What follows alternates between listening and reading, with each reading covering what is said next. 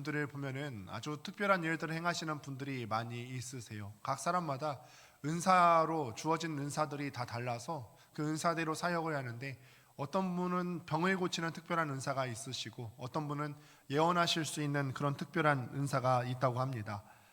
예전에도 제가 청년들을 사역을 하면서 맡고 있었던 청년들 중에 하나가 고민이 있다면서 찾아왔어요. 그러면서 어떤 고민이냐 했더니, 예언의 은사가 있다고 하는 분이 자기에게 이런저런 얘기들을 한다면서 그런 길로 가야 한다고 하면서 자기가 많이 고민이 되더라라고 하는 그런 얘기였습니다. 근데 저도 그런 경험을 한 적이 있어요. 여러분들 중에 아시는 분도 계시지만, 예전에 오래전에 저희 교회에서 사역하셨던 여전도사님이 한 분 계신데, 그 여전도사님이 저에게 그런 말씀을 하시는 거예요. 예언의 은사가 있으시다면서 너는 나중에 선교사로 나갈 거야. 그래서 그 근거가 뭐냐면, 제가 음식을 가리지 않고 잘 먹으니까 어디든 가도 숟가락 하나만 얹으면 될 것이다. 네, 근데 저 선교사로 지금 안 나갔고요. 네, 저도 대학 다닐 때 이런 신비한 체험들에 대한 궁금증이 많았어요. 관심을 갖고 이런저런 정보를 듣고 있는데, 어느 날에 이제 저와 친했던 친구와 함께 인터넷 기사에서 한 뉴스를 보게 되었어요. 미국에 있는 유대인 목사님 한 분이 계신데, 그분이 여러 가지 특별한 은사가 있으신 분이세요. 그런 그 특별한 은사가 있으신 분이 한국에 방한을 하신다는 그런 내용이었습니다. 그분이 기도를 하면은 막 방 안에서 기도를 해도 방 밖에서 사람들이 쓰러져 나가고 그런다고 하는 거예요. 저도 이제 그런 기사를 접하고 나서 궁금했죠. 이런 분이 오시게 되면은 어떤 기적과 어떤 체험이 있을까 너무 궁금해서 같은 총신대학교 신학과 동기 한 명을 데리고 그곳을 정탐하러 가기로 했습니다. 올림픽 체조 경기장에 무려 2만 명이 운집을 했어요. 그 집회 장소에 도착해서 친구와 이런저런 이야기를 했습니다. 제가 이런 은사에 대해서 익숙하지 않은 거는 아니잖아요. 제가 이제 이런 은사에 대해서 익숙하지 않은 건 아니지만, 이런저런 얘기를 했죠. 야, 이거 우리가 그래도 신학과 학생인데 갔다가 안 쓰러지면 어떡하지? 안 넘어지면 믿음이 없어서 그런 건가? 안 해도 되는 걱정까지 하면서 이제 그 목사님이 등단하시기를 기다렸습니다. 드디어 그 목사님이 등장하셨는데, 아직도 그 목사님이 처음 등단하실 때 그 모습이 저한테 뇌리에 선명히 기억이 납니다. 저는 그분의 복장을 보면서 이런 생각을 했어요. 이야, 이분은 뭔가 포스가 남다르다. 저 정도면은 쓰러뜨리고도 남겠다라는 생각이 들었어요. 그도 그럴 게, 그 목사님이 머리부터 발끝까지 다 하얀색이에요. 머리 자체도 백발인데 피부도 하얗고 옷도 다 하얀색, 정장도 하얀색, 바지도 하얀색, 하얀 구두, 하얀 양말. 뭔가 신비로운 느낌까지 드는 거예요. 그리고 이제 우리가 기다리던 시간이 되었습니다. 그분이 모인 모두에게 이렇게 얘기했어요. 이제는 기도 시간입니다. 일어서서 옆에 있는 사람과 손을 잡으십시오. 그때도 제 마음 가운데는 의심이 가득한 거예요. 왜 손을 잡으라고 하지? 혹시 내가 안 쓰러지더라도 옆에 있는 사람이 쓰러지면 손잡고 같이 쓰러지라고 해서 손을 잡으라고 하는 건가? 별 생각이 다 났습니다. 그분이 기도하기 시작하셨어요. 성령님께서 오십니다. 터치! 딱 하는데요, 제가 올림픽 체조 경기장에서 2층에서 보고 있었는데 거기 2만 명이 모였다고 그랬잖아요. 1층에서 보니까 폭탄 맞은 것처럼 다 쓰러지고 다 웃고 하하하 거리고 그러는 거예요. 근데 저랑 그 친구가 손잡았는데 저희는 어떻게 됐을까요? 네, 여러분들이 바라고 원하시는 대로, 또 소원하시는 대로 저희 둘만 서 있는 거예요. 야, 그 신비한 체험이라는 것이 참 우리 마음 가운데 궁금하기는 했지만, 그 후에 정말 내가 예수 그리스도를 믿는다는 것이 어떤 것인지 고민하고 또 고민하면서 오늘 이 자리까지 이르게 되었습니다. 그런데 오늘 본문 말씀을 보면서 제가 이 말씀을 드리는 이유는, 오늘 말씀을 보면서 그때 일이 기억이 나기 시작했어요. 고린도후서 12장 말씀을 시작하면서 사도 바울이 주의 환상과 계시를 보았다라고 말씀을 합니다. 그러면서 바울 자신이 겪은 것으로 추정되는 일들에 대해서 낱낱이 기록하고 있어요. 바울 자신이 셋째 하늘에 이르렀다, 이런 경험들도 있고, 또 그때 자기 자신이 몸 안에 있었는지 몸 밖에 있었는지도 잘 모르겠다, 그때 일을 기억했을 때 그런 은사들을 겪으면서 체험들을 하면서 제게 자기 상태에 대해서 내가 확신할 수 없다. 그러니까 우리가 흔히 얘기하는 유체 이탈 같아 보이는 그런 현상들을 경험한 거죠. 이런 류의 신기한 체험들은 우리가 흔히 경험할 수 없는 초월적인 현상임에는 분명합니다. 사실 우리 기독교가 아니라 일반적인 종교의 시각에서 보았을 때 인간들이 말하는 종교는, 사람들이 말하는 종교는 그 종교됨의 근원을 초월성에 둡니다. 초월성. 어떤 종교든지요, 한 사회에서 그 종교가 종교로서 대접받으려면 초월적인 현상이 있어야 돼요. 정말 사람이 설명할 수 없는 병을 나음을 받았다든지, 아니면은 천재지변을 미리 예언한다든지, 무속 종교에서도 무당이 작두를 탄다든지, 이런 것들은 말로 참 표현하기가 어려운 일이잖아요. 일반적인 상식과 능력으로는 해결하거나 알 수 없는 일들을 행함으로써 그 종교가 비로소 그 사회에서 종교로서 인정을 받게 됩니다. 그런데 기독교는요, 그 독특한 권위를 초월성에 두는 것이 아니라 계시에 두고 있습니다. 어떤 초월성, 물론 하나님께서는 초월적인 분이시고 전능하신 분이시지만 우리 기독교는 그 종교의 기원을 초월성이 아니라 계시에 두고 있다는 사실이에요. 그래서 기독교 신앙의 핵심은 무엇이냐면, 그가 얼마나 놀라운 체험을 했느냐, 이게 아니라 언제나요 하나님을 얼마나 아느냐에 대한 거예요. 계시라는 게 그런 거거든요. 신적 존재가 하나님께서 당신에 대해서 알려주시는 거, 계시가 드러내다라는 뜻이에요. 하나님이 자신을 드러내는 것을 성경 말씀을 통해서 알 수 있는데, 사실 기독교에서 하나님께서 전능하신 분이시기 때문에 그 외의 초월성을 드러내시기는 하지만, 기독교의 최고의 목적은 얼마나 초월적인 경험을 했느냐가 아니라 이런 초월적인 경험을 통해서 하나님을 얼마나 알게 되었느냐. 그러므로 부흥회를 가서 우리가 어떤 감동을 받았던, 아니면 하나님께서 정말 직접 나타나셔서 그에게 어떤 복이나 능력을 주셨든, 이 모든 것은 하나님을 아는 데에 초점이 맞춰져야 되는 것이지, 하나님이 오셔서 얼마나 큰 일을 행하셨는가, 하나님을 믿는 사람들이 얼마나 기적적인 일을 경험했는가에 초점이 맞춰져서는 안 된다는 것입니다. 신앙적인 신비한 체험들은 하나님이 누구인가를 알고 하나님 앞에 순종하고 하나님이 요구하시는 진리와 거룩과 생명의 말씀에 대한 것으로 초점이 맞춰져야 되는 것이지, 내가 어떻게 초월적인 신비한 체험을 했는지 그 자체로서 성경이 말하는 바가 아니라는 거예요. 여러분, 다시 한번 정리를 해드리겠습니다. 제가 다시 한번 말씀을 드리지만 어떤 은사나 어떤 신비한 체험을 부정하는 입장이 아니에요. 저는 신약 시대에도 하나님께서 전능하신 능력이 있으시기 때문에 그 어떤 은사와 능력이라도 드러날 수 있는 줄로 믿습니다. 그러나 이런 모든 은사와 능력의 초점에 대해서 얘기하고 있는 거예요. 모든 은사와 우리가 경험케 하시는 그 수많은 일들은 그 자체의 목적이 있는 것이 아니라 이것들을 통해서 하나님이 어떤 분이신가, 이거를 알아가야 되는 거예요. 그렇기 때문에 우리 모든 성도님들께서 하나님께서 여러 가지 특별한 능력을 경험케 하셨을 때 이걸 통해서 하나님을 알아가는 깊이가 더해지지 않는다면 여러분들이 경험하는 모든 은사와 신비한 체험들은 사실상 유익하지 않은 게 될 수 있다는 사실이죠. 어떤 분들은 간증을 하면서 자신들이 회심하게 되는 이야기를 합니다. 보통은 이런 내용들입니다. 자기가 예전에 굉장히 날라리 같은 인생을 살았는데 어떤 기가 막힌 체험과 변화를 통해서 자기가 회심하게 되었다. 이런 간증들의 이야기를 들으면 저는 종종 무슨 악당 경연대회를 하는 것 같기도 하고, 자기가 얼마나 악당이었고 얼마나 못난 사람이었는지를 드러내서 강조합니다. 지독한 악당의 회심일수록 우리 일반 사람들이 경험할 때는 어떻게 느껴지죠? 재밌죠. 더 드라마틱하고요. 저도 학창시절 때 그런 간증을 들으면서 마음에 불타올랐어요. 야, 저분 진짜 멋있다. 나도 나중에 저렇게 예수를 더 잘 믿기 위해서는 지금 날라리 같은 정도로 살아서는 안 되겠는데 더 날라리 같아져야지 내가 뭔가 회심할 때 좀 멋있어 보이지 않을까, 조금 더 놀아도 되겠는데, 이런 생각도 한 적이 있어요. 근데 그런 방식은요, 원래 간증이 갖고 있는 그런 의도가 아니라는 거예요.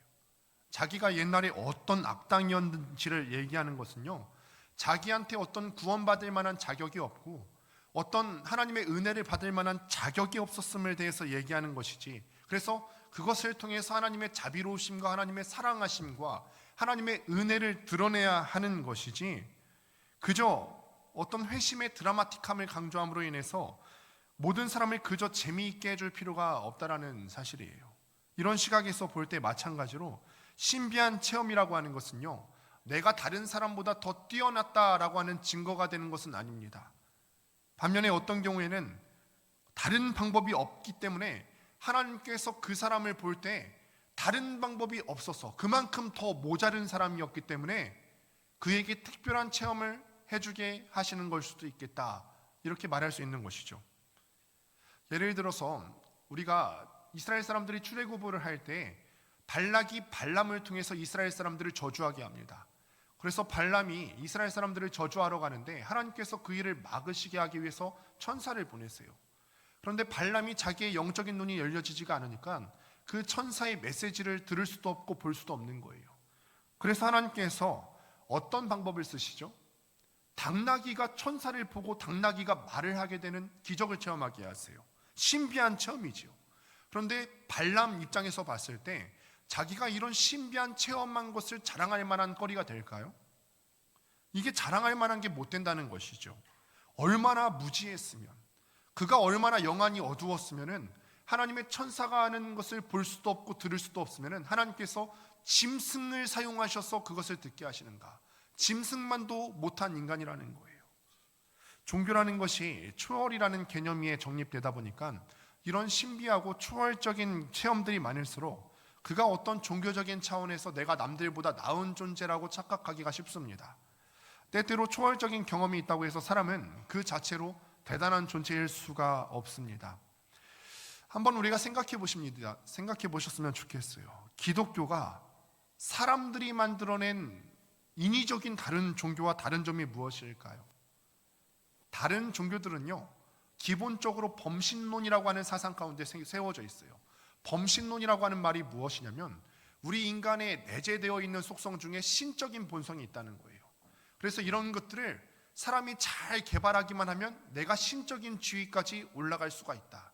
그래서 다른 종교에서 강조하는 것은 무엇이냐면 돌을 닦아야 된다, 참선을 해야 된다, 선한 일을 해야 된다. 그렇게 되면 우리 안에 있는 신적인 본성들이 개발되어서 너가 그 위치까지 올라갈 수 있을 것이다 얘기하는 거죠.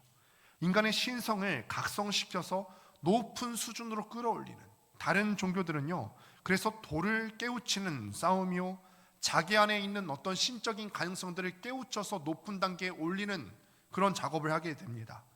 불교에서도 사람이 해탈하고 돌을 깨우치면 누구나 다 부처가 될 수 있다라고 얘기해요. 그렇죠. 사람이 해탈하면 자기도 신적인 존재에 올라갈 수 있다. 이에 반해서 기독교는 어떻게 얘기하죠? 사람 안에 신적인 어떤 가능성이 있습니까? 사람 안에 선한 것이 있다고 말합니까? 없어요. 기독교는 사람에 대해서 말하기를 인간론의 관점이 다른데 모든 사람에게는 어떤 가능성도 존재하지 않는다. 사람에게는 선한 것이 단 한 가지도 찾아볼 수가 없다. 벌레만도 못한 존재이고 존재 자체가 유익되는 것이라고는 전혀 없는 무익한 존재다라고 얘기하는 것이 우리 기독교의 핵심적인 인간론이에요. 그래서 어떻게 해야 된다는 것이죠? 나는 가능성을 발견할 수가 없으니까, 나로서는 가능성을 발견할 수가 없으니까 내가 주 안에 있어야 되는 것이고, 나는 스스로 구원을 받을 수가 없으니까 예수 그리스도가 반드시 필요하다는 거예요. 이것이 우리가 믿는 기독교의 핵심이에요. 그래서 우리의 모든 자랑이 어디에 있다는 거죠? 나한테서 찾을 수 있는 게 아니라 주님 안에서 찾을 수 있다는 거예요. 나한테서 어떤 자랑이 발견될 수 있는 것이 아니고, 내가 어떤 특별한 체험이나 신비한 경험을 했다고 해서 그것이 내 자랑이 될 수 있는 것이 아니고, 오직 주 안에 있는 것이 나의 자랑이 될 수 있다는 것이죠. 우리의 모든 거룩한 것들, 하나님 앞에서 쓸모 있는 것들은 전부 다 하늘로부터만 오는 것이고 예수 그리스도 안에만 있는 줄로 믿습니다. 그래서 바울이 오늘 본문에서도 분명하게 이야기를 하고 있는 거죠. 그런 신비한 일에 대해서는 할 말이 없다. 할 말이 없다는 것은 이거에 대해서 바울이 모른다고 하는 게 아니에요. 앞에 설명하잖아요. 셋째 하늘도 경험했고 신비한 체험들을 자기가 많이 경험했어요. 그 안에서 올라갔을 때 무슨 신비한 언어로 얘기하는 것도 자기가 다 듣고 체험했지만 여기에 대해서는 할 말이 없다. 어떤 가치가 없다고 얘기하는 것이 아니라 그보다 더 우선되는 것에 대해서 말할 것이 있다는 거예요. 그러나 바울은 자기의 약한 것 외에는 자랑하지 않겠다라고 합니다. 왜냐하면 바울을 위인으로 볼 것도 아니고 바울을 어떤 잘난 사람의 모델로 삼아서도 안 될 것이기 때문에 그렇습니다. 그럼에도 불구하고 바울이 자기가 했던 이런 신비한 경험을 이야기하는 이유는 그가 하나님의 진정한 사도이고 하나님을 만난 사람이라는 것을 사람들 앞에 증명하기 위해서 말하려고 하는 것입니다. 오히려 이 신비한 체험을 통해서 바울이 얻게 된 것이라고는 자랑이 아니라 육체의 가시밖에 없습니다. 하나님이 오히려 그를 약하게 하신 것이죠. 이어서 나오는 내용을 보면은 바울이 하나님에게 요청하죠. 자기 육체에 있는 가시가 있는데 그 가시를 뽑아달라는 일을 요청을 하지만 주님께서 허락하지 않으셨다는 사건을 기록하고 있습니다. 이에 대해서 주님께서 대답하시는 것을 오늘 본문 말씀 9절 말씀을 같이 한번 읽어보도록 하겠습니다. 시작. 이는 내 능력이 약한 데서 온전하여짐이라. 그리고 사도 바울이 또 이렇게 얘기합니다. 또 함께 읽습니다. 시작. 그러므로 내가 그리스도를 위하여 약한 것들과 능욕과 궁핍과 박해와 공고를 기뻐하노니 이는 내가 약한 그때의 강함이라. 아멘. 이게 무슨 말일까요, 여러분? 약할 때 강하다고 하는 그 말이 무슨 말일까요? 약한 것은 약한 것이고 강한 것은 강한 것이지 않습니까? 그러나 어릴 적에 어른들에게 이런 식의 가르침을 우리가 많이 듣잖아요. 지는 것이 이기는 것이다. 진짜 그렇습니까? 내 자녀가 학교 갔는데 맞고 들어오면 그렇게 말씀하실 거예요? 지는 것이 이기는 거야. 잘 맞았다. 저도 그랬어요. 제가 유치원 때 초등학교 1학년, 2학년 때 굉장히 유순했대요. 그래서 부모님이 많이 걱정을 하시는 거예요. 근데 제가 기억하기로는 아마 여기 있는 모든 분들이 제 유년 시절을 다 아는 거라고 생각해요. 제 아버지께서 그렇게 숱하게 말씀을 하셨잖아요. 어디 가서 맞고 오지는 않을까 걱정되는 거예요. 제가 친구들하고 싸울 때 그랬대요. 이것도 다 아실 건데요. 야, 거기 때리면 아프니까 엉덩이 때리라고. 다 아시죠? 이렇게 집에 들어오면은 부모님께서 속상하시지만 때로는 이렇게 말씀하시죠. 양광아, 그래도 잘 참았다. 지는 게 이기는 거야. 부모님께서도 속상하시지만 결국에는 그렇게 말씀하시더라는 거죠. 지는 게 이기는 것이다. 그런데 실컷 맞고 들어왔는데 어떻게 지는 게 이기는 게 될 수 있을까요? 그 이유는 사람의 입장에서, 우리 믿는 사람의 입장에서 봤을 때 눈에 보이는 승부가 전부가 아니기 때문에 그렇습니다.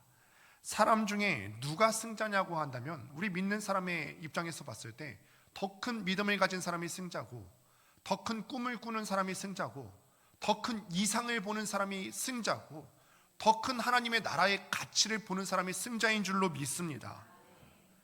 이런 훌륭한 인격을 갖춘 사람이 승자인 것이지 무조건 주먹이 더 세다고 더 승자는 아니지 않습니까? 눈에 보이는 승부와 내용이 전부가 아니라 더 큰 승부와 더 큰 내용이 있다는 것을 오늘 말씀 가운데 함축하고 있는 것입니다. 따라서 여기서 약할 그때의 강함이라 라고 하는 것은 병들어 힘이 없고 말재주가 없고 겉으로 드러난 모습이 강하지 않다고 해서 그것이 승부의 내용과 승부를 결정하는 전부가 아니라 라고 하는 뜻이에요. 성도들의 신앙생활 중에 이 세상에서 평가받는 그런 모습들이 있지 않습니까? 여러분들에서 직장을 가면은 세상은 여러분들을 다 평가해요. 이 사람이 일을 잘하는지, 이 사람이 능력이 있는지 없는지 여러 가지 고가 점수로 판단을 하시는데, 이런 세상에서 평가받는 모습들 말고 하나님 앞에서 영적으로 평가받아야 되는 그런 승부와 내용이 따로 있다는 거예요. 세상적으로 있어 보이는 것들, 돈이나 학벌이나 명예는 하나님께서 여러분들 한 사람 한 사람을 바라보실 때 채점하시는 기준이 아니에요. 세상적 차원에서 약해야 강한 것입니다. 사도 바울이 신비한 체험을 함으로 사람들 앞에 자랑하고 내세울 수 있을 만한 조건을 다 갖고 있었어요.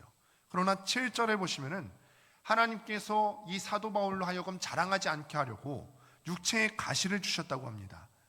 자랑하는 것은요, 자만한 것은 겸손한 것과 대조를 이루는 것이죠. 따라서 여기서 약하다고 하는 것은 어떤 의미에서는 내가 자만하지 않게 하려는 하나님께서 주시는 약함이고 또 겸손이에요. 그래서 이런 겸손, 특별히 오늘 보신 고린도후서 12장 말씀을 관통하는 주제적인 단어를 얘기한다고 한다면 성경의 단어는 온유입니다. 온유. 겸손과 온유는 같이 많이 쓰이는 단어예요. 그리고 성경에서 말하는 온유는요, 어떤 사람이 한 단면에서 드러나는 열매를 말할 수가 있는데, 온유는 그저 그냥 따뜻한 인격 정도를 얘기하는 그런 단어가 아니에요. 그 뜻을 분명히 하기 위해서 구약적인 개념을 찾게 된다면 온유한다라고 하는 뜻은 길들여진다라고 하는 뜻이에요. 구약 성경 말씀을 보시면은 모세의 온유함이 옛날 성경으로 번역하자면 지면의 모든 사람보다 승하더라라고 하는 표현이 있어요. 모세가 온유한데 주변에 있는 지면에 있는 모든 사람들보다 그 온유함이 더하다. 근데 여러분 생각해 보셨을 때 모세가 그냥 말랑말랑한 사람이었던가요? 아니에요. 애굽 사람들과 이스라엘 민족이 싸울 때 너 내 민족 괴롭혔어 해갖고 애굽 사람들을 쳐 죽일 수 있을 만한 강골 기질이 있던 그런 사람이에요. 때로는 그는 이스라엘 앞에서 너희가 하나님 말씀에 불순종해 하면서 화를 내면서 바위를 쳤던 사람이에요. 그런데 하나님께서 모세의 온유함이 지면의 모든 사람들아 승하더라, 더 낫다 이렇게 평가하시는 기준은 무엇이냐면 그의 내면 가운데 불같은 어떤 성질과 기질이 있었지만 이런 것들이 시간이 지나고 하나님께서 역사하시는 그런 경험들을 통해서 길들여졌다는 거예요. 모세 자체는 야생마 같은 기질이 있었지만 이것이 하나님의 깎고 또 깎아서 그 사람을 잘 훈련된 길들여진 말로 사용되었다는 것입니다. 이런 말들은 10절에 나타난 사도 바울이 자기 자신을 표현한 구절과 굉장히 일치하게 되는데 10절 말씀을 또한 같이 한번 읽도록 하겠습니다. 시작. 그러므로 내가 그리스도를 위하여 약한 것들과 능욕과 궁핍과 박해와 공고를 기뻐하노니 이는 내가 약한 그때의 강함이라. 아멘. 다시 말씀드리면 사람이 약해진다는 것은 자만하지 않고 온유해진다는 거예요. 전에는 내가 내 능력으로 할 수 있는 줄 알고 야생만처럼 길길이 날뛰었는데 시간이 흐를수록 내가 할 수 있는 것이 아무도 없고 은혜로만 내가 이 삶을 살 수가 있고 그래서 나는 그 은혜를 주시는 하나님의 명령에 순종하며 살아갈 수밖에 없겠구나. 그래서 우리의 인생이 길들여져 가는 과정, 그래서 온유한 사람이 되는 것이 우리 삶의 목적이 된다는 것이죠. 온유는 사람이 능욕과 궁핍과 핍박과 곤란을 당하는 자리로 가는 거예요. 조금 더 우리가 이 말씀에 대해서 설명을 하자면 이 온유한 사람들은 힘없는 사람들, 핍박받는 사람들, 원수들의 그 월등한 힘에 대항해서 스스로 자기를 구원할 힘이 없는 사람들이에요. 힘이 없는 사람들. 그래서 이런 사람들은요, 자기에게 힘이 없기 때문에 누구한테 피할 수밖에 없냐면 우리에게 능력 주시는 하나님께 피할 수밖에 없다는 거죠. 의로우신 재판장이신 하나님께만 호소하게 된 자를 온유한 자라고 말씀드리는 거예요. 그러므로 약해진다라고 하는 것은 그가 남보다 힘이 없다든가 비참해지고 억눌리는 차원만을 말하는 것이 아니에요. 물론 그런 약한 사람들 가운데 그런 외적인 조건이 있습니다. 그러나 그것 때문에 오히려 하나님만을 붙잡을 수 있게 된다는 이야기입니다. 하나님의 도우심에 호소하는 자, 의뢰하는 자, 자신을 내 스스로의 힘으로 보호하지 않고 하나님의 힘으로 자신의 보호를 삼는 자인 것입니다. 다윗도 그러지 않습니까? 다윗도 자기가 왕의 자리에 있음에도 불구하고 하나님에 대해서 고백하기를 여호와는 나의 산성이시고 여호와는 나의 방패다라고 말합니다. 그래서 우리도 이와 같은 삶의 자세가 필요한 줄로 믿습니다. 찬양도 그런 찬양이 있지 않습니까? 우리가 지난주에 찬양했던 것처럼 천부여 의지없소서 손 들고 옵니다. 이거는 어떤 신세 한탄하는 그런 찬양이 아니에요. 자기의 존재를 비로소 깨닫고 난 사람이 하나님 앞에 고백할 수 있는 정직한 찬양의 고백인 거죠. 내가 살아봤는데 내 힘으로 할 수 있는 것 없고 나는 내가 잘난 줄 알았고 젊었을 때 야생마같이 힘이 넘치는 사람인 줄 알았는데 살아보니 그게 아니더라는 거예요. 그래서 천부여 의지 없어서 의지할 곳이 아무도 없기 때문에 내가 손들고 하나님께만 나아갑니다. 힘없는 사람의 넋두리가 아니라 성숙한 사람의 자기 고백인 것이죠. 내가 할 수 없어서 손들고 하나님 앞에 갑니다. 내가 내 싸움을 내 힘으로 하지 않고 하나님을 불러내야 한다는 것입니다. 그러나 사람들은 이렇게 바로 하나님 앞에 오는 경우들이 많지 않습니다. 꼭 자기가 할 것들 다 해보고 나서 마지막으로 믿져야 본전이지, 그런 식으로 하나님을 찾지 처음부터 하나님을 찾지 않는다는 거예요. 그런 의미에서 좋은 신앙이란 무엇이냐면 어떤 사람이 막다른 골목에 처하지 않더라도 한계 가운데 가지 않더라도 하나님의 도우심을 구하는 것이 정말로 좋은 신앙인의 모습이라고 할 수 있습니다. 우리가 종종 하소연할 때 이렇게 하소연을 할 때가 있습니다. 하나님, 왜 날 이렇게 인도하십니까? 왜 좋은 말로 해주지 않으시고 꼭 때리십니까? 왜 그러시냐면 우리가 조금이라도 세상적으로 자랑할 만한 재력이나 지식이나 지위나 어떤 힘이 우리에게 조금이라도 남아 있다면 하나님을 매달리려고 하지 않기 때문에 그렇습니다. 우리는 본성적으로 사람의 약함 때문에 내가 무엇인가 잡을 만한 거리가 있다면 그것을 잡으려고 해요. 반면에 온유한 사람들은 하나님께 의지하며 그 힘을 얻는 사람들이에요. 그래서 그들은 하나님의 힘으로 강한 것입니다. 대표적인 예를 들어볼까요? 예수님께서 이렇게 말씀하셨어요. 수고하고 무거운 짐진 자들아 다 내게로 오라. 내가 너희를 쉬게 하리라. 나는 마음이 온유하고 겸손하니 나의 멍에를 메고 내게 배우라. 그러면 너희 마음이 쉼을 얻으리니 이는 내 멍에는 쉽고 내 짐은 가벼움이라 하시니라. 수고하고 무거운 짐진 자들, 우리 삶을 살아가고 있는 사람들이라면 모두 다 이런 것들을 느낍니다. 다 수고하고 다 무거운 짐을 지고 살아갑니다. 여기 살아가면서 안 힘든 사람이 없지 않습니까? 이 수고하고 무거운 짐을 어떻게 예수님께서 쉬게 하시고 또 벗겨주신다는 말씀입니까? 예수님의 표현은 이것입니다. 나는 마음이 온유하고 나는 마음이 겸손하다.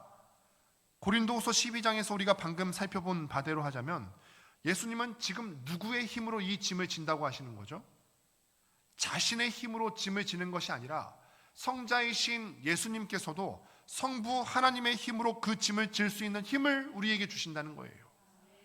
예수께서 말씀하시기를 내 멍에는 가볍고 내 짐은 가볍다라고 말씀하시죠. 그런데 정말 그렇습니까? 예수님의 삶이 그렇게 가벼우셨어요. 예수님이 자기 멍에는 가볍다고 말씀하실 때 예수님의 인간적인 삶에는 어려움이 전혀 없으셨어요? 전혀 그렇지 않죠. 세상의 모든 사람들이 예수님을 대항해서 예수님을 십자가에 못 박았어요. 성자 예수님이 이 땅에 오셔서 우리를 구원하시기 위한 메시아의 길을 가실 때 한 인간의 육신을 입고 이 땅에 오셨다고요. 육신을 갖고서 경험할 수 있는 모든 고통들을 다 경험하셨어요. 식민 지배도 처해 보셨고 아버지를 일찍 여인은 고통 가운데도 처해 보셨고 물질이 없는 가난도 겪어보셨을 것이고요. 또 마지막 가실 때에는 제자들, 자기 사랑하는 사람들의 배반도 경험했고 모든 사람들이 자신을 대항해서 십자가에 못 박는 그런 아픔도 경험하셨죠. 그 짐은 보통 어려운 것이 아니었을 겁니다. 그래서 예수님께서도 할 수만 있다면 이 잔을 내게서 비켜달라고 3번씩이나 간구해야 했던 그런 짐이었고요. 나의 하나님 어찌하여 나를 버리셨나이까 부르짖었어야만 했던 그런 무거운 짐이에요. 그럼에도 불구하고 주님께서 말씀하시기를 내 멍에는 쉽고 내 짐은 가볍다라고 말씀하십니다. 왜 그렇게 말씀하시죠? 예수님께서 혼자 가지 않으셨기 때문에 그렇습니다. 자신의 힘으로 이것을 지지 않으셨기 때문에 그렇습니다. 겟세마네 동산에서 예수님이 피땀을 흘리며 기도하실 때 어떤 도우심을 받았다 기록합니까? 하늘에서 천사가 내려와서 예수님을 도우셨다고 성경에서 기록합니다. 홀로 두지 않으셨다는 거예요. 예수님은 그가 가시는 길을 혼자 가지 않으시기로 결단하신 겁니다. 외롭지 않은 그런 정도가 아니라 그가 하셔야 될 모든 일에 대해서 하나님께서 그와 함께 하시고 예수님이 인간의 몸을 입고 지셔야 되는 그 모든 무거운 멍에와 짐에 대해서 하나님께서 그 짐을 대신 져주셨다는 거예요. 바꿔서 생각해 보실까요? 우리의 수고하고 무거운 짐들이 다 하나씩 짊어지고 가실 텐데 우리는 왜 이렇게 우리가 지고 가는 이 멍에와 짐들이 무겁게만 느껴질까요? 고난과 고통이 신앙이 성숙한 사람들 입장에서 보면 이겨낼 만한 짐이라는 간증을 많이 듣게 되는데 왜 나는 저 입에서 나오는 간증처럼 내 입에서는 간증이 나오지 않을까요? 왜 내 짐은 더 무겁고 더 힘들게 느껴질까요? 저 사람은 고난과 고통도 신앙의 힘으로 이겨내는 것 같은데 왜 나는 이렇죠? 그 이유는 이 무거운 삶의 멍에와 짐들을 나 혼자 지고 있기 때문에 그렇습니다. 사도 바울이 지금 그 얘기를 하고 있는 거예요. 분명히 그는 강하다고 합니다. 왜요? 약하기 때문에 그렇습니다. 약하기 때문에. 그래서 자기를 의지하지 않고 하나님의 힘으로 의지해서 내가 힘이 없어서 하나님의 힘을 의지해서 가기 때문에 나는 약한 게 오히려 강할 수 있다. 그런데 이 강함은 세상 사람들 눈에는 절대로 보이지 않는 거예요. 왜냐하면 세상적 차원에서 어떤 보상과 보응이 주어지지 않기 때문에 그렇습니다. 내가 약한 모습으로 살아가려고 하는데 누가 알아주겠어요? 내가 약한 모습 그대로 인정하며 살아가는데 직장 가서 누가 나를 그런 약한 모습을 보고 인정할 수 있겠어요? 그럼에도 불구하고 이 약함 가운데 하나님만 의지하는 것은 성도들이 신앙생활하면서 추구해야 된다는 것입니다. 여러분은 세상에서 강하면서 하나님의 강함을 동시에 추구할 수가 없습니다. 여러분은 정말 둘 중에 하나를 택하셔야 돼요. 세상을 택하든지 아니면 하나님을 택하시든지 둘 중에 하나를 택하셔야 되는 그런 길목에 있습니다. 하나님을 택해서 하나님의 강한 것으로 살려거든 십자가 길을 뒤쫓는 자로 사셔야 돼요. 우리는 세상에서는 마치 없는 자 같고요, 세상에서는 우리를 일컬어서 말하기를 저 사람이 약하기 때문에 종교적인 힘에 의존하려고 한다, 종교는 힘없는 자의 넋두리에 불과하다, 이런 말을 들어가면서 해야 되는데 그런 말을 들어가면서 신앙생활을 하면 결국에는 승리가 있다는 거죠. 눌리는 자 같고 망하는 자 같이 살아야 되는데 그럼에도 불구하고 성경은 우리에게 말하기를 세상은 너희를 무시하고 멸시하고 너희의 약한 것을 조롱하지만 그런 사람이 실제로는 부유한 자고 우리가 영원한 소명을 가진 유일한 자다라고 기록하는 거예요. 이 싸움에서 지지 않고 살아갈 수 있게 되기를 바랍니다. 그래서 우리의 기도는 어디로 가야 되나? 말씀을 같이 한번 보도록 하겠습니다. 함께 읽습니다. 시작. 내게 이르시기를 내 은혜가 내게 족하도다. 이는 내 능력이 약한 데서 온전하여짐이라 하신지라. 이러므로 도리어 크게 기뻐함으로 나의 여러 약한 것들에 대하여 자랑하리니 이는 그리스도의 능력으로 내게 머물게 하려 함이라. 아멘. 제일 핵심적인 게 제일 뒤에 나와 있죠. 그리스도의 능력으로 내가 머물게 하려 함이라. 그러니까 우리의 싸움은 무엇이냐면 그리스도의 능력이 내게 머무느냐 안 머무느냐 그 싸움인 것이지 내가 잘났다 못났다의 싸움이 아니에요. 내가 그리스도의 능력이 어떻게 하면 머물게 할 수 있을까? 그런 것에 우리의 모든 시선과 초점이 맞춰져야 된다는 거예요. 그러기 위해서 계속 기도를 강조하는 것도 그리스도의 능력이 내 안에 머물게 함으로 내가 약할 때 강함이 내 삶 가운데 드러나게 하기 위해서 그래요. 요즘 한편으로는 심히 걱정이 됩니다. 제가 한편으로는 참 많이 어렵고 마음이 어려운 부분이 무엇이냐면 우리가 새벽 제단이 많이 약해졌어요. 우리 교회가. 여러분 지금은 우리가 겉으로 보았을 때 아무 문제 없어 보이는 것 같죠. 새 가족들이 등록하고 저는 예언의 은사는 없습니다만 예언하기를 우리 새벽 제단 이대로 가면 우리 망합니다. 진짜예요. 참말입니다. 왜냐하면 우리가 이렇게 하나님의 능력을 의지하지 않는 태도로 일관된다면 우리 교회는 미래가 없어요. 그러니 다시 한번 결단하셔야 돼요. 그리스도의 능력이 내 안에서 드러나게 하기 위해서 우리는 기도의 제단을 다시 쌓으셔야 됩니다. 지금 이 순간에 기도의 제단이 무너지신 분들이 있다면 다시 한번 결단하십시오.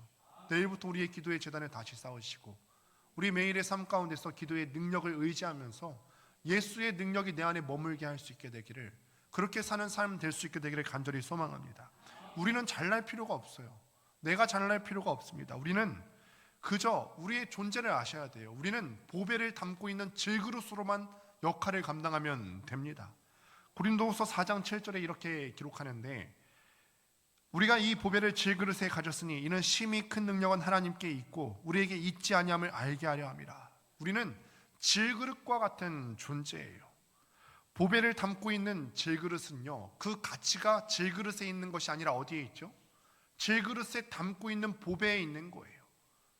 질그릇이 가치가 있는 것이 아니라 이 질그릇이 어떤 것을 담고 있느냐가 우리에게 중요한 것이죠.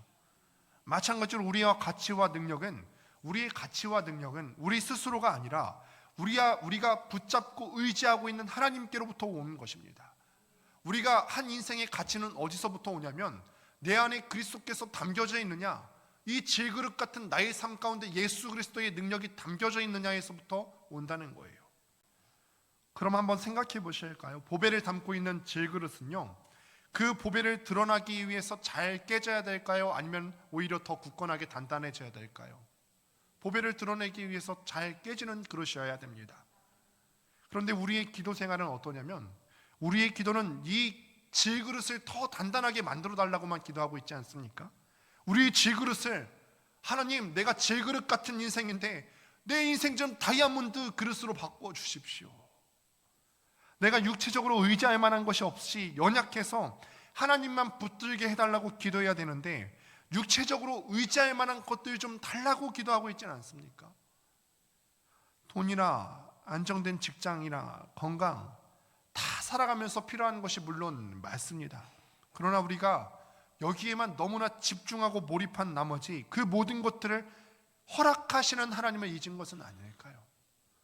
여러분, 그러니까 우리의 주제를 잘 파악했으면 좋겠어요. 우리의 위치는 질그릇이고 정말 중요한 것은 우리 질그릇이 다이아몬드 그릇이 되는 것이 아니라 내 안에 예수 능력이 담겨져 있느냐, 이것이 중요한 것인 줄로 믿습니다. 사랑하는 성도 여러분, 우리는 모두 예수를 그리스도로 고백하며 모인 사람들입니다. 그리스도인의 강함이 어디에서 오는지를 기억하고 떠올릴 수 있게 되기를 바랍니다. 비록 세상에서는 억눌리고 능욕받고 궁핍받고 또 박해받습니다. 우리는 스스로 내세울 것이 하나도 없는 사람이에요. 그러나 그 가시로 인해서 우리가 하나님을 의지하게 될 때 하나님의 힘으로 살아갈 수 있게 될 줄로 믿습니다. 내가 약함으로 인해서 하나님의 힘으로 강하게 살게 되시기를 주님의 이름으로 간절히 소망합니다.